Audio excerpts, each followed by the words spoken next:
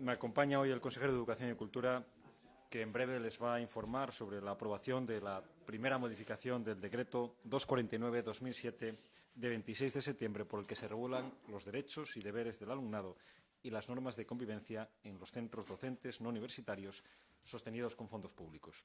Antes de cederle la palabra para que les informe sobre los cambios de la norma que persiguen reforzar la autoridad de los docentes, paso a explicarles otro de los temas tratados en la reunión de Consejo de Gobierno de esta mañana. Se trata de un asunto relacionado con los procedimientos de actuación en casos de lanzamientos hipotecarios y desahucios. En concreto, hemos aprobado la renovación del convenio suscrito en marzo del año 2018 por el Gobierno de Asturias, el Consejo General del Poder Judicial y la Federación Asturiana de Concejos, en el que se establece un protocolo para la detección de supuestos de vulnerabilidad en procesos de desahucio de viviendas por impago de créditos hipotecarios o de alquileres.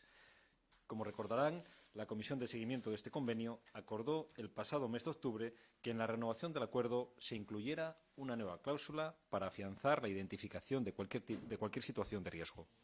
Por ello, el nuevo convenio incorpora una adenda por la cual los órganos judiciales, en los expedientes por impago de hipotecas y alquileres, adoptarán las medidas necesarias para propiciar la pronta detección de situaciones excepcionales y dar traslado de las mismas a los servicios sociales municipales, para que estos puedan evaluar las circunstancias de cada caso y valorar las acciones a adoptar.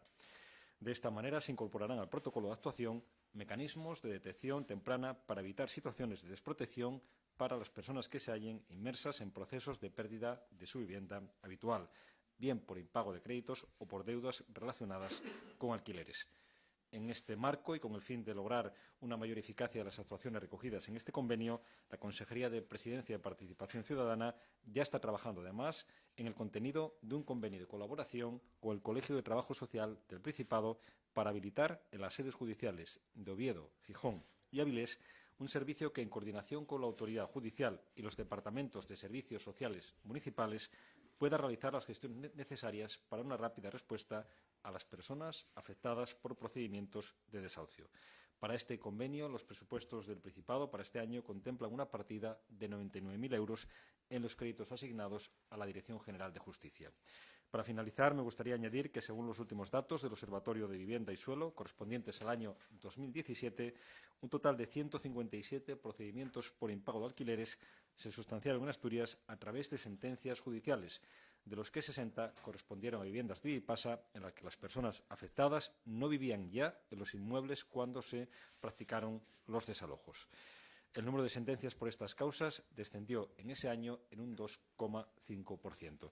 Y cedo ya la palabra al consejero de Educación y, a continuación, ambos quedaremos a su disposición para cualquier duda o aclaración. Consejero. Muchas gracias, consejero. Buenos días. Como ya ha señalado el consejero de la Presidencia, el Consejo de Gobierno ha aprobado hoy la primera modificación del decreto 249/2007 de 26 de septiembre por el que se regulan los derechos y deberes del alumnado y las normas de convivencia en los centros sostenidos con fondos públicos. Tengo que señalar que esta modificación supone el cumplimiento de un claro compromiso del Gobierno y de la Consejería, cual era adecuar el decreto de referencia del año 2007 a la Ley de Autoridad del Profesorado, a la Ley 3/2013 de 28 de junio, por la que se establece la autoridad pública del profesorado y como garantía, pues además de un clima de convivencia adecuado y con el respeto al pleno derecho de la educación de todo el alumnado. Si tuviera que señalar las consecuencias directas de este reconocimiento de la autoridad del profesorado, podría resumirlas en cuatro cuestiones. La primera, la atribución de potestad disciplinaria al profesorado, es decir, el profesorado ahora puede, digamos, ejercer la potestad de corrección disciplinaria.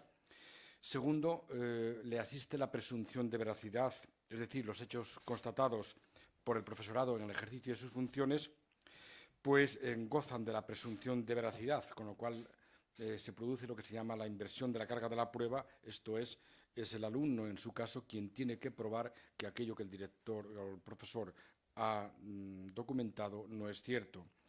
En tercer lugar, pues el profesorado, a partir de este momento, goza de una protección especial reconocida en el ordenamiento jurídico, con derecho a representación y defensa en juicio.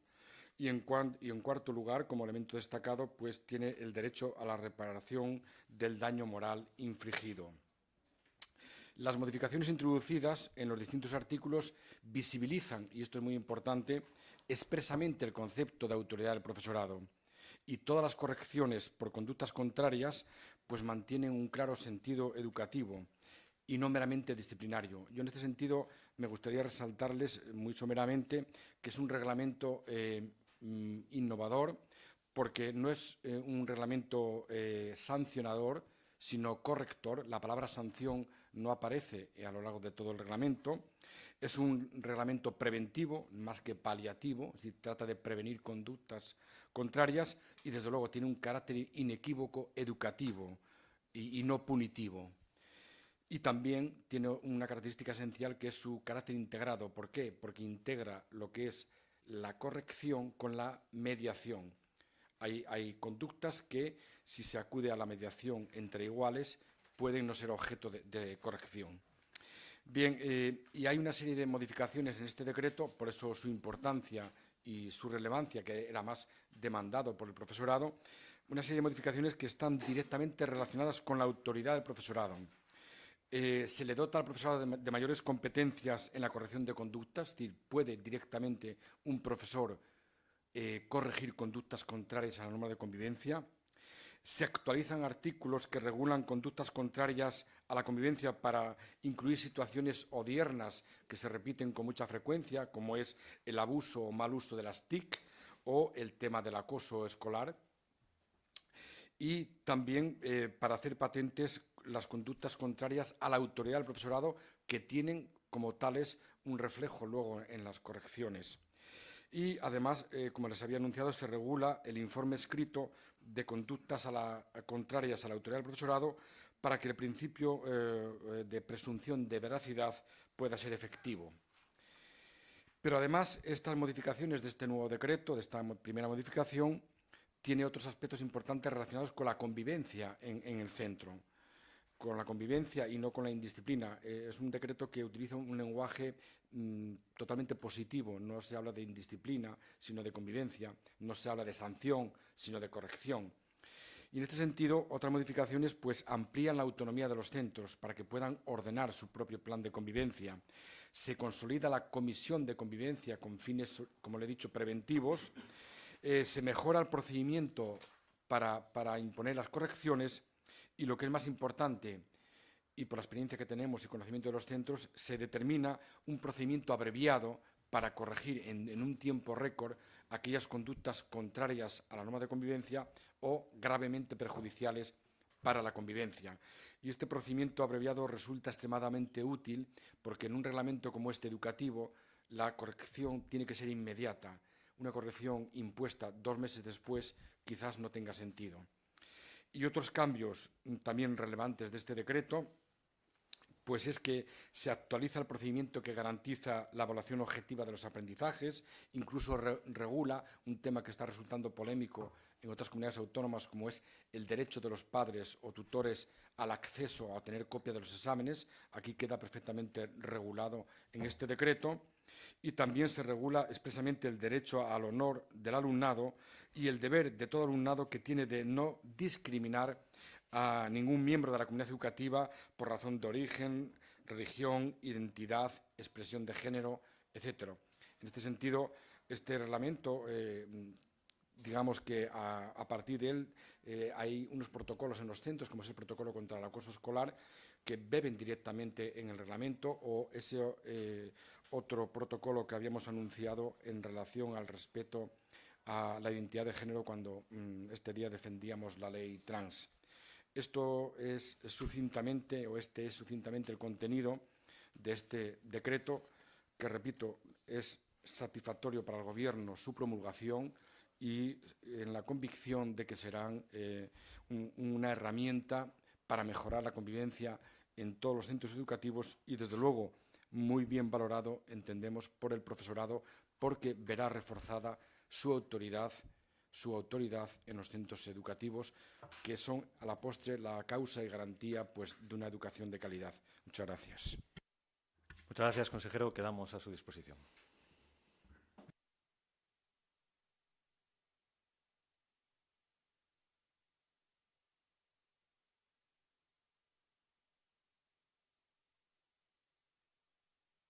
Perdón. Pues justamente cuando tipificamos conductas contrarias a las normas de convivencia o gravemente perjudiciales a las normas de convivencia, la diferencia es que unas, digamos, son graves y otras son muy graves, pues recoge, por ejemplo, de manera tipificada, que la difusión por cualquier medio de grabaciones de imagen o sonido o realizadas por personas de la comunidad educativa sin consentimiento expreso, pues está tipificado como conducta gravemente perjudicial y que lleva como medidas de corrección varias posibles, que puede llegar hasta el cambio de centro, la expulsión del centro por un periodo superior a 3 días e inferior a un mes, etcétera, etcétera.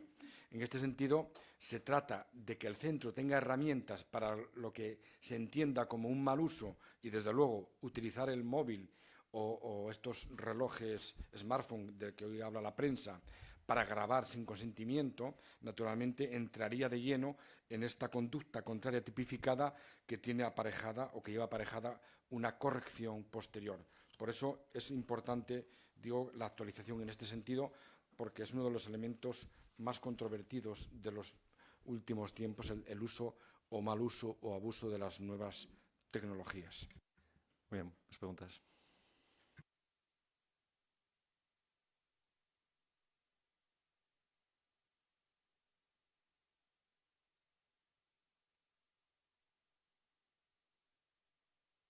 Bien, pues ustedes conocen muy bien la posición del presidente del Gobierno de la Comunidad Autónoma sobre la situación de Cataluña. Es una posición conocida y clara y yo, desde luego, no tengo nada que añadir. ¿Más preguntas?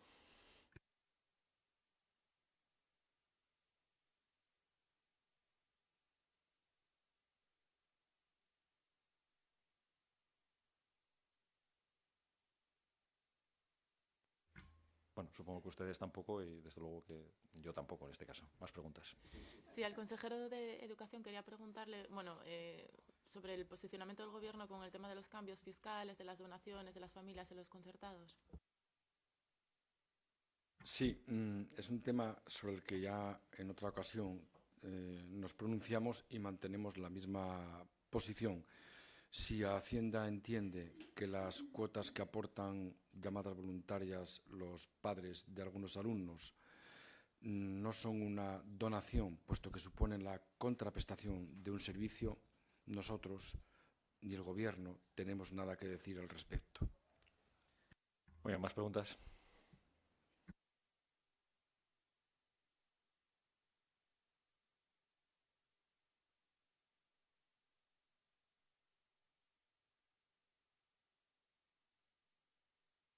Bueno, ustedes saben cuál es nuestra posición al respecto del mantenimiento del empleo, del mantenimiento de los sectores económicos en nuestra comunidad, a una transición energética ordenada, y además lo hemos repetido también en diferentes ocasiones ante ustedes, ante la Junta General del Principado, y también lo hemos trasladado al Gobierno de España. Por lo tanto, nuestra postura no ha variado, nuestra posición no ha variado, y nosotros hemos defendido siempre una transición energética que no fuera precipitada y que tuviera en cuenta también el coste económico y el coste social para las comarcas mineras y para comunidades como Asturias. Nuestra posición no ha variado al respecto.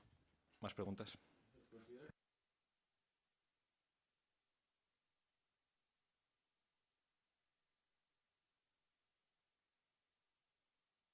Bueno, me remito a la respuesta anterior, o podría decírselo con otras palabras, en relación a la cuestión del relator o en relación a la cuestión de cesiones o de lo que usted acaba de referir. Creo que sobre esta cuestión el presidente de la comunidad tiene una postura muy clara y, por lo tanto, y conocida, y yo no tengo nada que añadir. Al respecto de unos presupuestos generales del Estado para España y fundamentalmente para Asturias, lo que sí podemos decir es que son unos presupuestos que tienen contenido, que tienen, en este caso, que son positivos para Asturias, que tienen un contenido inversor muy importante y, por lo tanto, esperar de la responsabilidad de los partidos políticos, de los grupos políticos, para que esos presupuestos se aprueben y, por lo tanto, Asturias pueda contar con las inversiones que en esos presupuestos están recogidas, y no solo con las inversiones, sino también con las medidas de tipo social muy importantes que contiene ese presupuesto. ¿Más preguntas?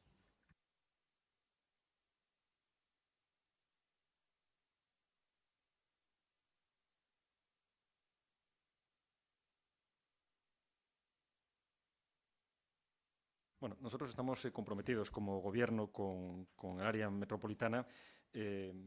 Como saben, es la existencia de un área formada por varios núcleos de población en el centro de nuestra comunidad, con una población aproximada de 800.000 habitantes.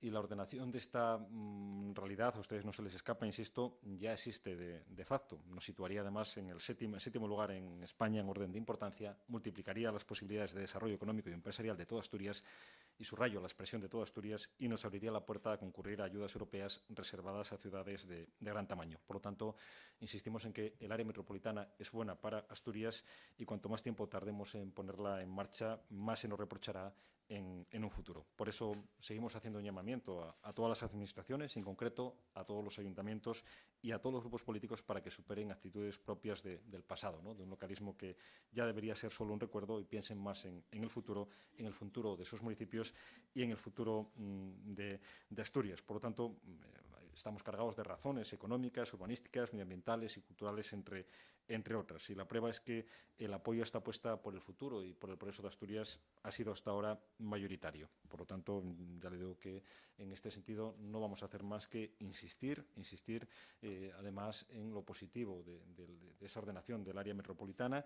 Y en relación a Oviedo, es evidente que los grupos políticos del Partido Popular y de Somos, pues no sabemos si por la cercanía electoral o por otro tipo de motivos, han coincidido de forma insólita para privar a los vecinos de esas ventajas, o para intentar privar a los vecinos de esas ventajas económicas, urbanísticas, medioambientales y de movilidad. Nosotros confiamos además en que tarde o temprano se encuentre la fórmula que evite pues lo que nos parece un sinsentido, ¿no? Que ya tuvo un antecedente cuando en su día el Ayuntamiento de Oviedo no se sumó, no tardó en sumarse al consorcio de transportes, al que afortunadamente el concejo acabó incorporándose. Nosotros vamos a seguir insistiendo en todas las ventajas, porque las tiene, en todas las posibilidades de futuro, y estamos seguros de que tarde o temprano también se sumará al municipio de Oviedo.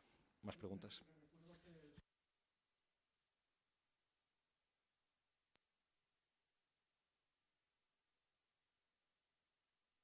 Bueno, si quisiéramos buscar algún tipo de contradicción también en relación a la postura de los grupos políticos, quisiera recordar los programas electorales de Podemos en Asturias, donde se apostaba claramente también por un área metropolitana. Por lo tanto, en ese sentido, ya le digo que solo podemos encontrar ventajas económicas para Oviedo y para Asturias.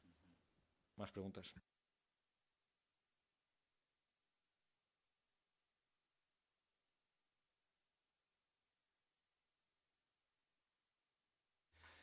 Bueno, pues nosotros estamos trabajando en ambas vertientes en relación a la preocupación medioambiental, y creo que en este sentido nuestra comunidad sí que es ejemplo, además, no solo en relación al cuidado y en relación, en este caso, a la contaminación atmosférica en relación con la industria, sino fundamentalmente, bueno, pues toda nuestra red de espacios protegidos, nuestra costa, que es la mejor conservada de España. Por lo tanto, en ese sentido, efectivamente, tenemos que hacer frente a una realidad que es global, pero que lo hacemos, desde luego, con una normativa medioambiental muy avanzada en nuestra comunidad, muy avanzada, y teniendo además una red de espacios naturales, y además teniendo una serie de figuras de protección muy importantes. Y también en relación a la contaminación atmosférica, que es otra cuestión que nos preocupa. Por lo tanto, en ese sentido, todo el trabajo, pero no es un trabajo de una legislatura, es un trabajo de muchas legislaturas y de varias décadas ya en nuestra comunidad autónoma.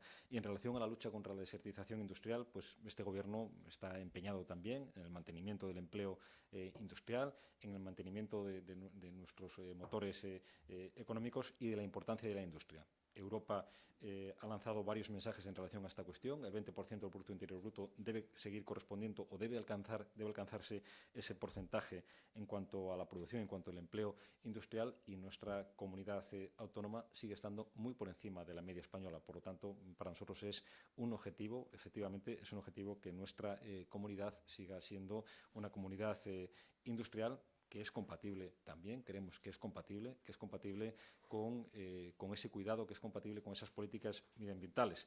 Y además, en consonancia con todo ello, en ese proceso de transición energética, proponemos que sea pautado, que sea justo, que tenga además en cuenta las consecuencias económicas y las consecuencias sociales.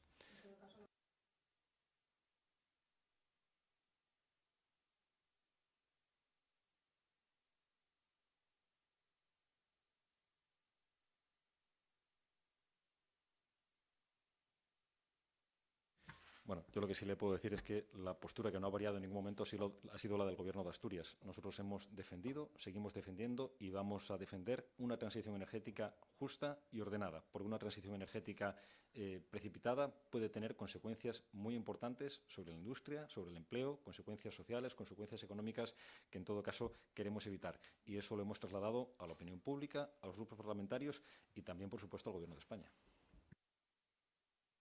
Más preguntas.